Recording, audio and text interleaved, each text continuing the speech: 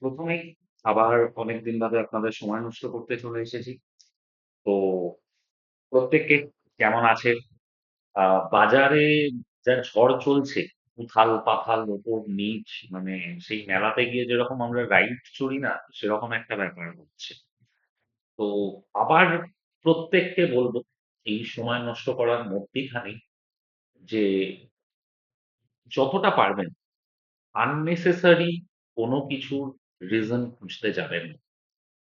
কারণ আমিও না Facebook, YouTube বা এই ধরনের স্ক্রল করতে, করতে অনেক কিছু জিনিস চোখে পড়ে। তো ওই ২০০-৩০০ পয়েন্ট পড়লো, কেন পড়লো তার রিজন খোঁজা। মানে পরিষ্কার কথা বলছি, বাজারে আজকের পেঁয়াজের দাম কত চলছে আমি সেটা তো জানি না ঠিকঠাক। ওই কাতলা মাছ আজকের কত করে কেজি গেছে তো জানি না। বাট আমি গ্লোবাল মার্কেটে, গ্লোবাল পলিটিক্স, গ্লোবাল ইকোনমিক্স, এখানে সোনা রূপো থেকে ক্রুড অয়েল সবকিছুর সঙ্গে স্টক মার্কেটের একটা রিলেশন খুঁজে পেয়েছি। তো আবার বলবো, বিগেস্ট প্রবলেম সলভ দেমসেলফ। এটা আমার কথা নয়, এটা ইন্দিরা গান্ধীর কথা। যে কিছু কিছু প্রবলেম হয় যেগুলো মানে আমাদের সলভ করার ক্ষমতা নেই। মানে আমরা জাস্ট বসে বসে দেখতে পাই। তো মানে ধরে নিন সুনামি আসছে, আমি তো সুনামিকে আটকাতে পারবো না। তো আমার কি কাজ হতে পারে? ভাই সুনামি আসছে, আমি ঘর থেকে বেরোবো না। ঘরে যে ছাদে যে টব রাখা আছে সেই টবগুলোকে নিয়ে রাখি, কার মাথায় পড়বে, পুলিশ কেস খাবো। তো কিপ ইট সিম্পল। আমি স্টক মার্কেটকে চিরকাল এটাই বসেছি, আপনি যত কমপ্লিকেটেড করবেন এটা তত কমপ্লিকেটেড। আজকের আমি মাঝে মধ্যেই না মানে কি বলবো রান্নার চ্যানেলে দেখি ৫ মিনিটে সহজ পদ্ধতিতে অল্প খরচেই রান্না করে ফেলে। তারপর কি বলে ৫০০ পোস্ত আনো, ২৫০ কাজু বাদাম আনো, জাফরান আনো, জয়িত্রী আনো। মানে মাংসের চাইতে মশলার খরচা বেশি পড়ে যায়। তো কিপ ইট সিম্পল। মা কাকিমার কাছে যখন রান্না করতো মা, তখন আমি জানতামও না যে জাফরান জয়িত্রী কি জিনিস। পাতি পেঁয়াজ লঙ্কা কষিয়ে পেঁয়াজ আদা রসুন আর গরম মশলা দিয়ে কিন্তু সুন্দর মাংস রান্না করতো, রোববার দুপুরের সবচেয়ে বড় অ্যাট্রাকশন ছিল। তো আবার বলবো, রিজন খুঁজতে যাবেন না। আপনার ক্যাপিটাল, আপনার পোর্টফোলিও অনুযায়ী কোনটা করলে আমার বেস্ট হবে বা ভালো হবে, সেটাকে সবসময় বোঝার চেষ্টা করুন। আর সেটা মার্কেট ভালো হলেও আপনাকে করতে হবে, মার্কেট খারাপ হলেও আপনাকে করতে হবে। আর একটা জিনিস বলে দিই, মার্কেট কখনো খারাপ হয় না। মার্কেট সবসময়ই ভালো। যখন ভালো চলছে ভালো, যখন খারাপ চলছে তারপর যে ভালোটা আসবে, আপনাকে যে সস্তায় স্টক কেনার সুযোগ দিচ্ছে, সেই সুযোগটাকে নেওয়াটা বোধহয় আরো ভালো। বিজয় কেরি একটা কথা বলেছে, বুল মার্কেটে কেউ পয়সা কামায় না, পয়সা সেই কামাতে পারে যে বিয়ার মার্কেটে কিন্তু সাহস করে মার্কেটে ঢুকে। সামনে নিফটির চার্ট খোলা, কয়েকটা জিনিস দেখানোর আছে। তার মধ্যে আজকের থাম্বনেইলে একটা জিনিস রয়েছে, বা লাস্ট কয়েকটা ব্যাচে ননস্টপ আমরা যে জিনিসটাকে সবচাইতে বেশি গুরুত্ব দিচ্ছি সেটা হচ্ছে ম্যাক্স পেন ডেটা। এই যে ম্যাক্স পেন ডেটা জিনিসটা কি, কিভাবে দেখবো, কিভাবে রিড করবো, কিভাবে ট্রেড করবো? বেসিক্যালি ম্যাক্স পেন দিয়ে সারা মাস ধরে স্টকে ট্রেড করা যায়। যারা নতুন অপশন ব্যাচে ভর্তি হয়েছে বা পুরোনো অপশন ব্যাচে রয়েছে, যারা লাস্ট কিছুদিন ধরে সেন্সেক্সে মানে ধুমধাম ট্রেড করেছো ম্যাক্স পেন দেখে, তাদেরকে প্রত্যেককে একটু রিকোয়েস্ট করবো, প্লিজ কমেন্ট করো। যাতে বাকিদের হেল্প হয় যারা ভাবছে আহ যে স্টক মার্কেটে শুধু লসই হয়। আমি আবার বলবো, লস স্টক মার্কেটের জন্য হয় না, লস হয় আমাদের না জানার জন্য। আমি ২০ বছর কিছু জানতাম না, নিজেকে সর্বজ্ঞ ভাবতাম, ঝাড় খাচ্ছি। আজ অল্প বিস্তর শিখেছি, তাই অল্প বিস্তর ২-৫ টাকা এসে সংসারটা চলে যাচ্ছে। এবার কথা হচ্ছে ম্যাক্সিমাম জিনিসটা কি, খুব সিম্পল ভাবে বড় প্লেয়াররা অপশানে, যে কোনো স্টক হোক, নিফটি হোক, ব্যাংক নিফটি হোক, অপশানে পজিশন ক্রিয়েট। আর তাদের ম্যাক্সিমাম পজিশন ক্রিয়েট হয় কি, ক্যাশে বা ফিউচারে বাই, তার এগেনস্টে অপশন সেল বা হেজ পজিশন।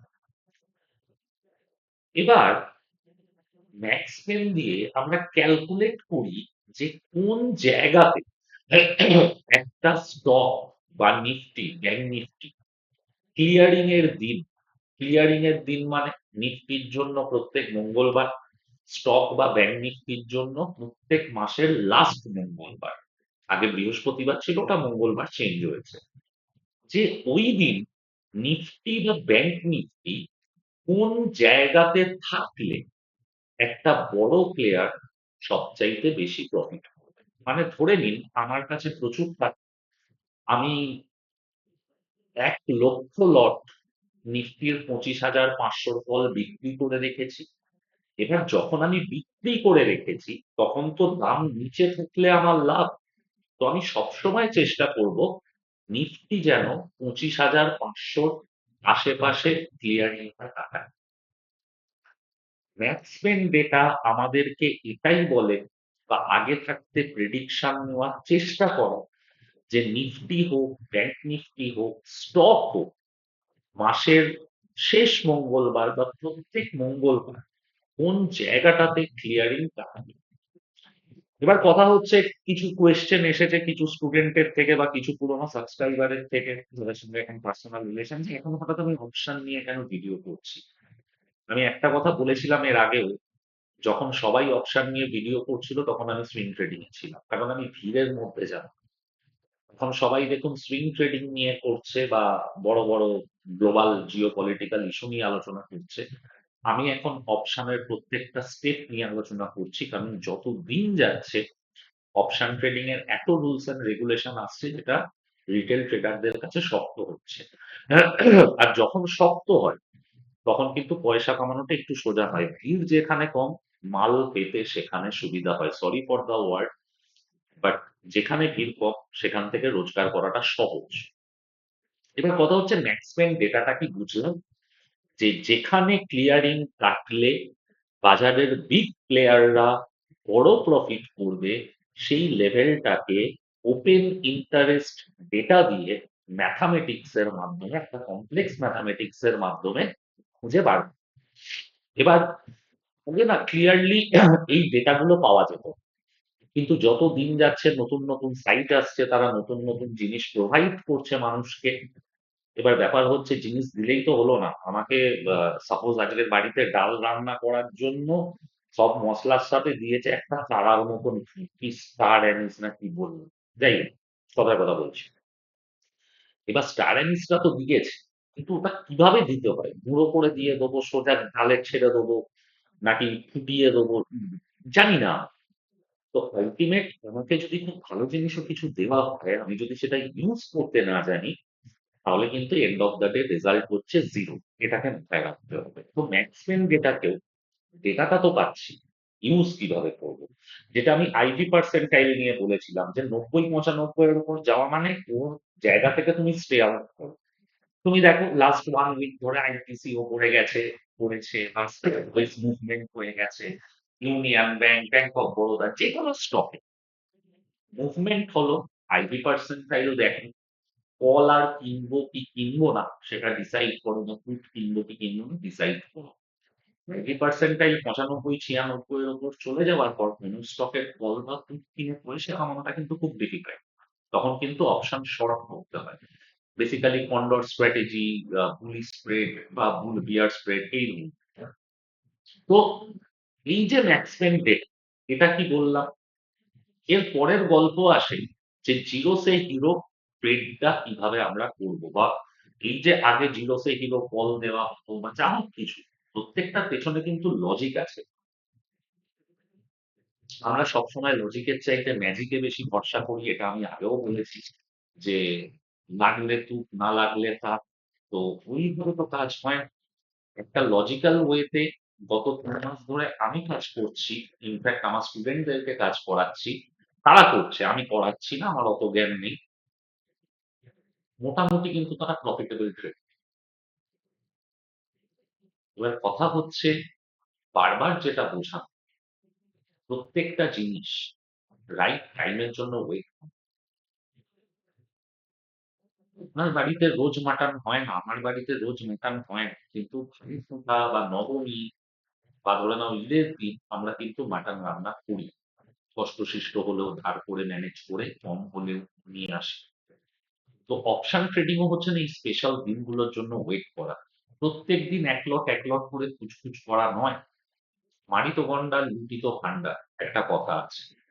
সো মাসে একদিন ট্রেড করবো, 10 লটে করে দেবো। ঠিক সেরকম ভাবেই আমি আজকে জিরো সে হিরোর গল্পটা আমি কিভাবে করছি তোমাদের সাথে শেয়ার করছি, একদম স্ট্রিক্ট ওয়ে। ফলো করে দেখো, পেপার ট্রেডিং করে দেখো।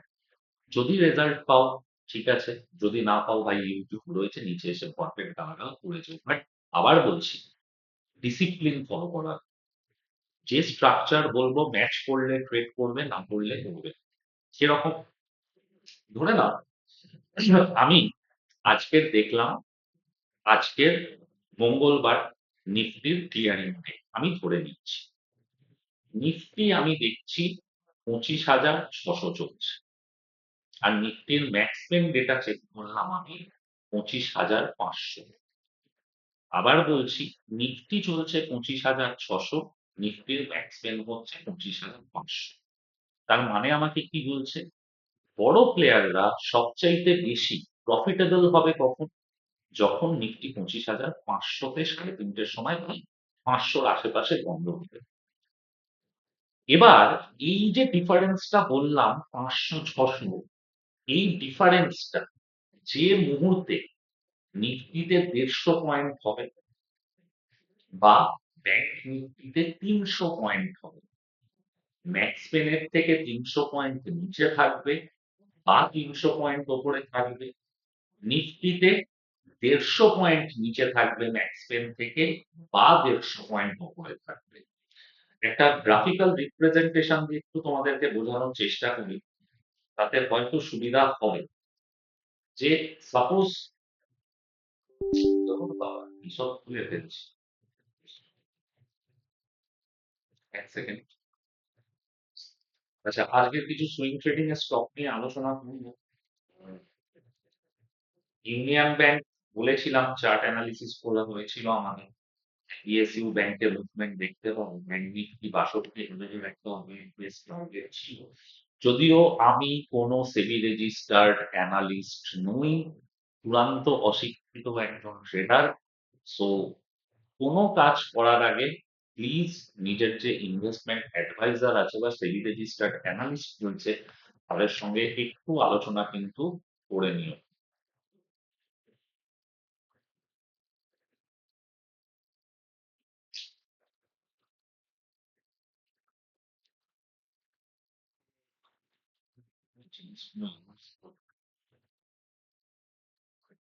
ধরে নাও এই যে লাইনটা রয়েছে এটা হচ্ছে ম্যাক্স পেন। আমার লেখাটাকে একটু ক্ষমা করো, এই মুছ দিয়ে লেখা যায় না। ম্যাক্স পেন, সাপোজ এটা কত বললাম? 25,500। ঠিক আছে, এটা হচ্ছে 25,500। আমি আর 25,500 লেখার চেষ্টা করলাম না, তাহলে ওটা হিব্রু ভাষায় লেখা হবে। তো 25,500। এবার যদি নিফটি এর 150 পয়েন্ট ওপরে থাকে বা 150 পয়েন্ট নিচে থাকে ক্লিয়ারিং এর দিন, সেটা যে কোনো উইকলি ক্লিয়ারিং এর মঙ্গলবার হতে পারে বা মাসের লাস্ট মঙ্গলবার হতে পারে, নিফটি ব্যাংক নিফটি দুজনের ক্ষেত্রেই প্রযোজ্য ব্যাপার। যে মুহূর্তেই ডিফারেন্সটা ক্রিয়েট হচ্ছে কখন দেখবে? মোটামুটি সকাল 10টার পরে। ঠিক আছে, সকাল 10টার পরে যদি দেখো যে এই ডিফারেন্সটা ক্রিয়েট হয়েছে, যদি 150 পয়েন্ট ওপরে থাকে, পুট বাই করো। কার পুট বাই করবো? ম্যাক্স পেন, যেটা 25,500 ম্যাক্স পেন থাকলে 25,500 পুট বাই করবো। 3:30-র আশেপাশে এটার এই জায়গাতেই আসার চান্স। আবার যদি 150 পয়েন্ট নিচে থাকে কি করব? কল বাই করব। কতর কল বাই করব? 25,500। 3:30-র আশেপাশে কিন্তু ও রিকভার নিয়ে এই 25,500-র আশেপাশে 510, 520 বা 490 এই জায়গাতেই দেখবে বন্ধ হচ্ছে। আজকে শেখাচ্ছি কেন? যাতে মঙ্গলবার দিন তোমরা জিনিসটাকে চেক করতে পারো। অনেক হয়েছে এই ট্রাম্পের ট্যারিফ, কালকে সুপ্রিম কোর্টের ক্যান্সেলেশন, তারপর আবার ট্রাম্প বলেছে যে ইন্ডিয়ার কোনো লাভ হবে না। এটা তো নানা রকম নাটক চলবে, আজ এ ভালো বলবে, ভালো খারাপ বলবে। জাস্ট বিশ্বাস করো, মানে গত এপ্রিল থেকে মাথা ঘামাতে ঘামাতে এই ব্যাপারটা নিয়ে ফেড আপ হয়ে গেছে। ট্রাম্প কি করবে, করলে কোন সেক্টরে এফেক্ট আসবে, তার এগেনস্টে কি হবে। তারপর লাস্ট আমি কি করেছি? নমস্কার করে দিয়েছি। খুঁজে বার করেছি যে ট্রাম্পের যাই খুশি করুক, কোন কোন সেক্টরে কোনো এফেক্ট আসবে না। আমি দেখেছি এনবিএফসি আর ব্যাংকে কোনো বসবে না। তো আমি ননস্টপ পিএসইউ ব্যাংক, এনবিএফসি এদের পেছনে পড়ে রয়েছি। যাই হোক, তো এটা কিন্তু নিফটির ক্ষেত্রে আমরা 150 পয়েন্ট ডিফারেন্সে করব, বা যারা একটু রিস্ক নিতে পারো তারা 100 পয়েন্টের ডিফারেন্সে করো ক্লিয়ারিং এর দিন, অনলি টুইসডে, যেমন আমি এই মঙ্গলবার। আর সেম জিনিসটা যদি ব্যাংক নিফটির ক্ষেত্রে 300 পয়েন্ট ওপর নিচ হয়ে যায়, সেম জিনিসটাই ফলো করো। এবার কথা হচ্ছে এই যে জিরো হিরো ট্রেড, যদি আমরা 10টা 11টায় নিই প্রফিট পাবো, কিন্তু অল্প। কখনো কল পুটের একটা মোটামুটি দাম থাকে 20 টাকা 30 টাকা, 1,500-2,000 ইনভেস্ট করতে হয়। কিন্তু বললে এখানে কেউ বিশ্বাস করবে না, ব্যাংক নিফটি বা নিফটি যদি এই সেম ডিফারেন্সটা ফুল ফ্রাইডের সময় থাকে, এই 1 ঘন্টা হচ্ছে পারফেক্ট জিরো সে হিরো ট্রেডের টাইম। যখন লাস্ট 1 ঘন্টায় এটা হবে, মানে তুমি দুপুর 2টের সময় দেখলে যে নিফটিতে তখনও 100 পয়েন্ট ডিফারেন্স রয়েছে, ব্যাংক নিফটিতে 300 পয়েন্টের আশেপাশে ডিফারেন্স রয়েছে।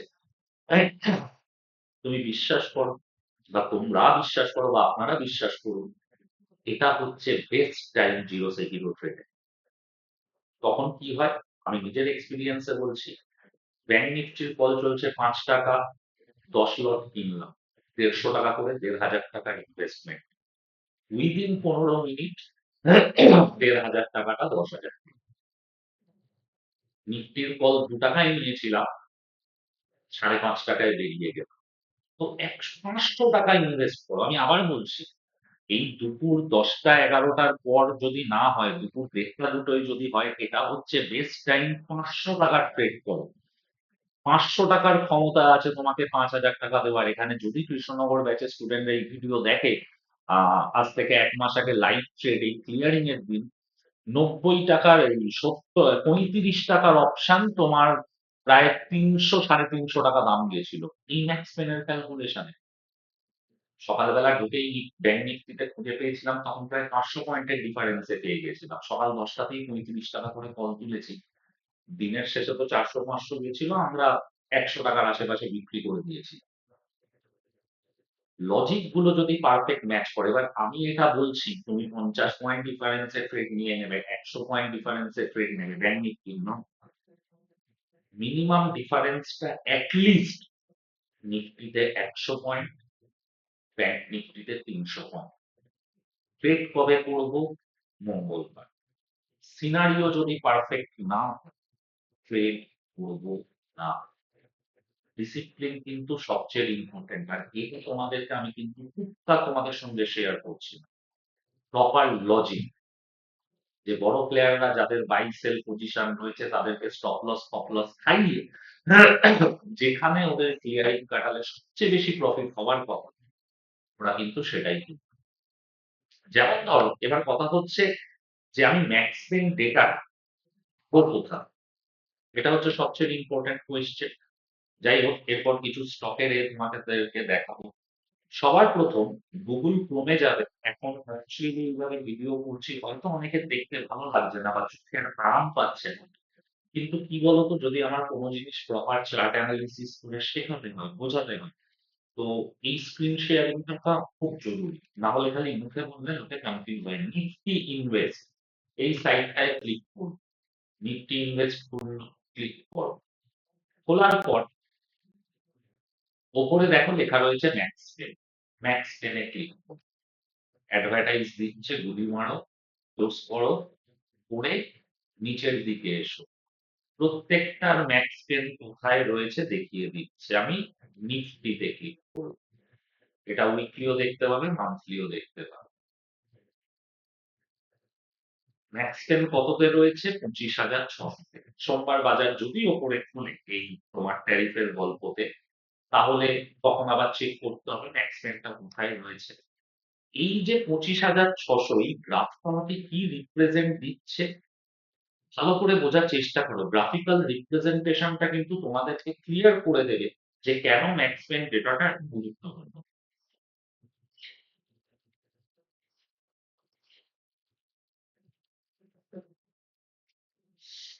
এত পুটে পজিশন রয়েছে, এই প্রত্যেকটা বার হচ্ছে প্রত্যেকটা স্ট্রাইক প্রাইসের পজিশন। ঠিক আছে? কত কল কেনা আছে, পুট কেনা রয়েছে প্রত্যেকটা স্ট্রাইক প্রাইসে। নীলগুলো হচ্ছে কলের, কত কল কেনা আছে মানে ওটিএম কল পুট এগুলো। তো প্রত্যেকটা স্ট্রাইক প্রাইস দেওয়া, নিফটির কারেন্ট প্রাইস থেকে এইদিকে হচ্ছে আউট অফ দা মানি গুলো, এদিকে হচ্ছে ইন দা মানি। তো প্রত্যেকটা স্ট্রাইক প্রাইসে কি পজিশন, 27,000, 26,900, 26,800 দেখতে পাচ্ছ তো? এই যে মধ্যিখানের পয়েন্টটা যেখানে কার্ভটা একদম মিট করছে, এই যে 25,600 তে যদি নিফটি ক্লিয়ারিং থাকে, এই পাশের যত কল পুট বাই আছে, সেল আছে সব জিরো হবে। এই পাশের যত কল পুট বাই আছে সব জিরো হবে। যত অপশন বায়ার ওই নীল আর লাল বারগুলোতে লক্ষ লক্ষ পজিশন ক্রিয়েট করে রেখেছে, তারা হাইয়েস্ট লস খাবে হচ্ছে এই জায়গা। এবার সারা মাস ধরে, সেটা অবভিয়াসলি স্টুডেন্টদের জন্য, তারা পয়সা দিয়ে শেখে, সারা মাস ধরে ট্রেড। যেমন গত উইকেও তোমার পুটেও ট্রেড হয়েছে, কলেও ট্রেড হয়েছে। এরকম হয়েছে, আমার স্টুডেন্ট ও আমাকে স্ক্রিনশট পাঠিয়েছে, আমি শেয়ার করেছিলাম। সেটা একটা আলাদা জিনিস। বাট এই যে 25,550 থেকে 600 এখনো অব্দি যা পজিশন, এই জায়গাতে যদি নিফটি এন্ড অফ ফেব্রুয়ারি বা 24শে ফেব্রুয়ারি ক্লিয়ারিং কাটায় 3:30-র সময়, অপশন বায়াররা সবচেয়ে বেশি লস খাবে, আর অপশন সেলাররা সবচেয়ে বেশি প্রফিট করবে। আর এই মার্কেটে বড় প্লেয়ারদের ক্যাপিটাল আছে, তারা কিন্তু অপশন সেল করে গেল। তো খুব সিম্পল লজিক বললাম, একটু প্রত্যেক মঙ্গলবার একটু ফলো করে দেখো। ব্যাংক নিফটি তো এই মঙ্গলবার পাবে। ট্রেড করার আগে যে কোনো জিনিস শিখলাম মানে পয়সা লাগিয়ে দেবো নয়। এবার যেটা বললাম, তার মানে কি আমি সব থেকে প্রফিট করবো? না। আমি টেকনিক্যালি ক্যালকুলেট করে দেখেছি যে ধরে নাও আমি কালকের একটা, এই মঙ্গলবার একটা 1,000 টাকা ট্রেড করবো, লস খেলো। পরের মাসে একটা ট্রেড করবো, 1,000 টাকা লস খেলো। 500 হাজারই লজিক্যাল ট্রেড নিচ্ছি, লস খেলো। কিন্তু কোনো একটা মাস, যেমন আজ থেকে 2 মাস আগে পরপর দুটো আমি প্রফিট পেয়েছি, লাস্ট মান্থে করিনি, ডিফারেন্স সেরকম ক্রিয়েট হয়নি বলে, বাজেট ছিল 1 তারিখ। But একটা মাসও যদি আমার ফেভারে এটা কাজ করে না, 6 মাস আমি যা লস করবো 3 গুণ প্রফিট। 6 মাসে যদি আমি 6,000 লস করি, কথার কথা, ও একটা মাসে আমাকে 10,000, 12,000 প্রফিট দিয়ে চলে যাবে। আর সারা বছরে যদি আমি 3টে মাসও প্রফিট পাই, 9টা মাসে লস করি, এই 1,000, 1,500 করে লাগিয়ে এন্ড অফ দা ডে দেখা যাবে বছরের শেষে আমি একটা বড় টাকা কামিয়েছি। আবার কোটিপতি হওয়ার চিন্তা ভাবনা করো না। একটা লজিক্যাল ওয়েতে যখন এই সাকসেস রেশিও মিট করে, 99% সাকসেস রেশিও মিট করে, কিন্তু প্রপার দুপুর 2:30-এর পর যদি 2 টাকা একটা আমি ট্রেড পাই, মানে আমার তো ব্যাংক নিফটি মানে 2 টাকা থেকে 35 টাকা হয়ে গেছিল। জাস্ট মানে কি বলবো, 2 টাকা না 3 টাকা, যাই হোক, এই 7 টাকা না 6 টাকা, কত টাকার হলো বেশ, যাই হোক, বিরাটিতে বসে আমি ট্রেড করছি। তো নিফটিতে 2 টাকাটা 5.5 টাকা হয়েছিল। তো যাই হোক, তো এই ধরনের স্ট্রাকচারটাকে একটু বোঝার চেষ্টা কর, হেল্প হবে। আর এটা কিন্তু সারা মাস ধরেই হেল্প হবে। যখনই মাসের যেকোনো সিচুয়েশন, যেকোনো স্টক বা নিফটি ইন্ডেক্স, ব্যাংক নিফটি, যেকোনো ইন্ডেক্স এই ম্যাক্স পেনের থেকে খুব ডিস্টেন্ট লেভেলে চলে যায় না, একটা কিছু উল্টো ঘটনা ঘটে। যেমন যেদিনকে তোমার বাজারে ট্যারিফের নিউজটা এলো, নিফটি 26,300 খুললো, ম্যাক্স পেন ছিল 25,700-তে, 600 পয়েন্টের ডিফারেন্স। 200% বাজার ওখান থেকে পড়বে। 3 দিন আগের স্ট্যাটাসে যাও, নিফটি যখন 25,500, এই ম্যাক্স পেনের ক্যালকুলেশন আমি আমার হোয়াটসঅ্যাপ স্ট্যাটাসে দিয়েছিলাম যে নিফটি ব্রেক করা উচিত। তো সেদিনকে 400 লো মারলো, পরের দিন 650। সেদিনকে একটু ফলটা স্ট্রেচ করে দিল। তো end of the day logic গুলো, ম্যাথামেটিক্স গুলো মারাত্মক কাজ করবে। এটা গেল একটা পার্ট। এবার যে পার্টটা নিয়ে আলোচনা করার, আবার একই কথা বলবো, নিফটি যতক্ষণ না 26,450 এই জায়গাটা টপকে আছে, নিফটির কিছু হওয়ার নেই। আমি কিন্তু সেবি রেজিস্টার্ড অ্যানালিস্ট নই, আমি আমার খুব ক্লিয়ারলি বলছি। সো যা করবে আপনি চিন্তা করবেন।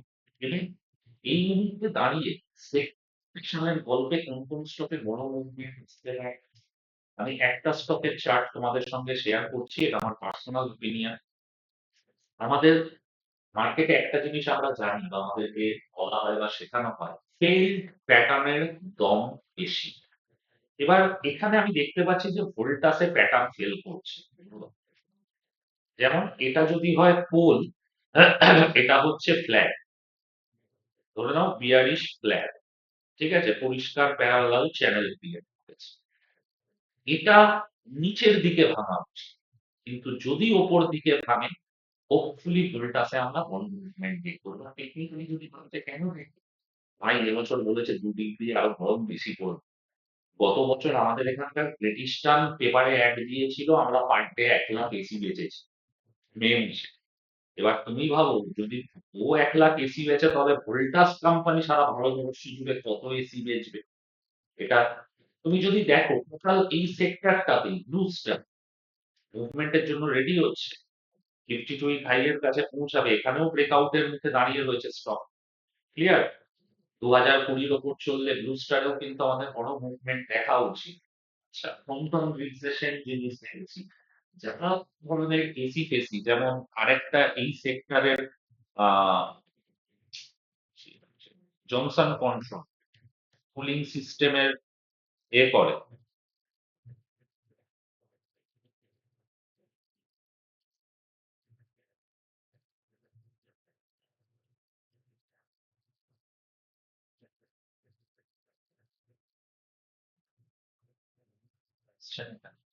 জনসন কন্ট্রোল সিস্টেম এই স্টকটা আর সমানে যে কথাটা আমি বারবার বলে গেছি যে পিএসইউ ব্যাংকের চার্ট দেখো। নেক্সট দিওয়ালি অবধি আমি একটা স্টককে তো বলেই রেখেছি, বারবার ইউনিয়ন ব্যাংকের চার্ট দেখানো, সমস্ত কিছু বোঝানো। এই যে প্যাটার্নটা পেনেন্ট ফরমেশন মানে গ্রুপে মেসেজ দেওয়া ছিল 183 তৎভাবে আর গলা ভরে মাল তুলবে, স্কুইজ করছে মুভমেন্ট, এটাকে পেনেন্ট ফরমেশন বলা হয়। পেনেন্ট ফরমেশন যখন ফাটে তখন কিন্তু ইন জেনারেল আমরা 90 ডিগ্রি অ্যাঙ্গেলে তো ইউনিয়ন ব্যাংকের আমার হিসেবে মুভমেন্ট আরো বাকি। ওবিএল ব্যাংক আমি সেবি রেজিস্টার্ড অ্যানালিস্ট নই, আমি সেবি রেজিস্টার্ড অ্যানালিস্ট নই। ওবিএল ব্যাংক হোপফুলি এখানেও একটা জায়গা তৈরি হচ্ছে যে ফার্স্ট ওয়েভ হয়েছে, এখানে এবিসি তৈরি হয়েছে ক্লোজিং বেসিসে, এখানে 3 নম্বর ওয়েভ শুরু হচ্ছে, এটা ব্রেকআউট হলে আরো বেশি কনফার্মেশন পাবো, এখানেও হয়তো একটা ভালো র্যালি দেখবো। সো স্টক ওয়াইজ মুভমেন্ট কিন্তু হচ্ছে ব্যাংক বরোদা, পিএনবি, ঠিক আছে? প্রত্যেকটা স্টক একটু নজর করো। ঠিক আছে? প্রত্যেকে এই জায়গাটাতে ব্যাংক অফ ইন্ডিয়া যা বেস বিল্ডিং করেছে, এখানেও কিন্তু প্রপার মুভমেন্ট শুরু হয়ে গেছে। বুলিশের গাল রয়েছে, হ্যামার রয়েছে, ক্যান্ডেল স্টিকের প্রপার লোকেশনটা এখন ঠিকঠাক হয়নি। তো জিনিসগুলোকে একটু নোটিস করো। আমি আবার বলছি PSU bank, metal sector, auto parts, ছোট pharma company, non stop mutual ফান্ডের এনএফও আসছে। তার মানে কিন্তু অ্যাকচুয়ালি বাজার ঠিকঠাক স্ট্রাকচারে আছে। সবসময় জানবে যে কখনো মিউচুয়াল ফান্ডের কোনো এনএফও আসবে না যদি বাজারের একটা স্ট্রাকচার খারাপ হয়, ভেতর থেকে যদি কেউ দুর্বল হয়।